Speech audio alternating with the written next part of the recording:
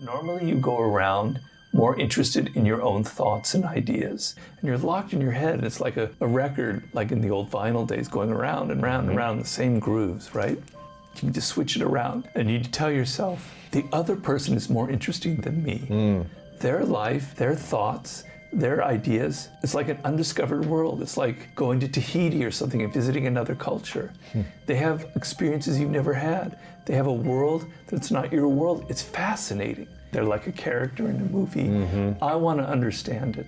If somebody did that to you suddenly in the office or in the realm of a male-female seduction, you would feel it. You would go, wow, that's rare. And you would be halfway seduced by just the attention.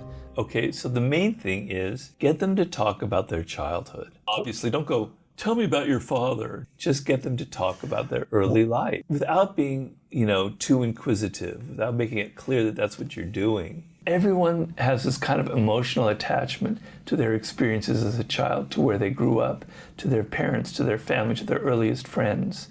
It's got all sorts of emotions surrounding it that are very potent and uncontrollable. So a very kind of slip-in question about someone's childhood, and then asking a few leading questions and letting them do the talking. So if you're peppering them with questions, you look like a lawyer. If they do 70% of the talking, they're not even aware that they're doing that, but you're letting them talk, you're letting them be the star.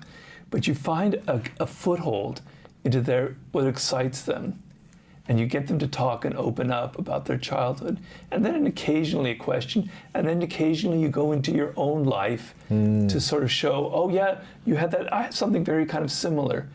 Mirroring people is a slightly manipulative trick, but it's very powerful.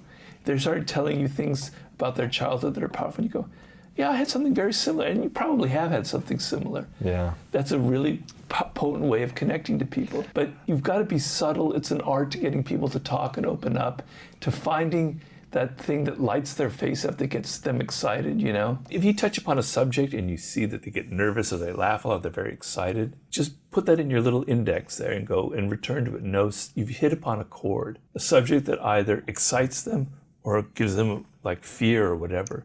There's something very powerful going on there, right? It's kind of like there's the ancient Greek play of Oedipus. He killed his father, and then he ended up marrying his mother. Crazy. Yeah, and he never realizes it until he's like in his late 30s, and he's gone through his whole career as king of Thebes. And then suddenly he's made aware of it through various things that happen. It's like, oh my God, really? I've done all that? This is what my life is? And he's so overwhelmed that he cuts his eyes out and he blinds himself as proof of, how blind he was. Wow. And so the Greeks are saying in that play that we're all kind of blind. Fate kind of pushes us around and we're not even aware of it. And the moment of feeling enlightened about becoming aware of some of these patterns in your childhood is actually a great moment. It's very painful, but it's very powerful, And in the course of a conversation, somebody says something a little bit disturbing or a little bit strong, and then they go, oh, never mind, I'm sorry, I didn't mean to say that. Forget about it, don't listen to what I just said. Well, obviously you're not going to forget about it. It's going to sit in your mind and the seed has been planted. That's the kind of thing that insinuation is. It's never something direct. It can be in your body language. It can be in the fact that you appear in your words not to be interested in someone, but your look, your eyes say something different than what your words are saying. Your look is insinuating desire, while your words are kind of neutral and blank.